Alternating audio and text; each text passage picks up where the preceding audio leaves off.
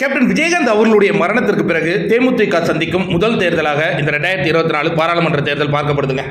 அதாவது இந்த தேர்தலை பொறுத்தவரையும் தேமுதிகவின் செல்வாக்கு எப்படி இருக்கு அப்படிங்கிறத மக்கள்கிட்டயே அவங்க விடுற மாதிரி தெரியுறாங்க. யாருன்னா பிரேமலதா எப்படின்னா அவங்க நேற்று ஒரு இன்டர்வியூ கொடுத்துருந்தாங்க. அது மிகப்பெரிய வைரலாக இருக்கு. என்னன்னா 14 தொகுதி ப்ளஸ் ஒரு ராஜ்யசபா சீட்டு எந்த கூட்டணி கட்சிகள் கொடுக்குறாங்களோ அவங்க கூட அவங்கெல்லாம் அவங்க சொல்லலை. 14 கட்சி 14 சீட்டு ஒரு ராஜ்யசபா யார் கொடுக்குறாங்கன்னு ராஜ்யசபா யாரால் கொடுக்க முடியும்? திமுக அண்ணா திமுகவால் தான் கொடுக்க முடியும். அப்படின்னா அவங்க நேரடியாக அதுக்கு தான் கோரிக்கை வச்சுருக்காங்கன்னு நினைக்கிறேன். பட் 14 சீட்டு இப்போ கொடுப்பாங்களான்னு தெரியல. ஏன்னா இவங்க என்ன சொல்கிறாங்கன்னா 2014 எனக்கு அந்த மாதிரி தான் கொடுத்தீங்க, அதே கொடுங்க. 2014 இவங்க கட்சி மிகப்பெரிய செல்வாக்காக இருந்தது, அதனால் கொடுத்துருக்காங்க. இந்த முறை என்ன நடக்குங்கிறத நம்ம பொறுத்து இருந்து தான் பார்க்கணும். பட் 14 4+1 5 தொகுதிகள் கொடுத்தாலே பெரிய விஷயமா பார்க்கப்படும்.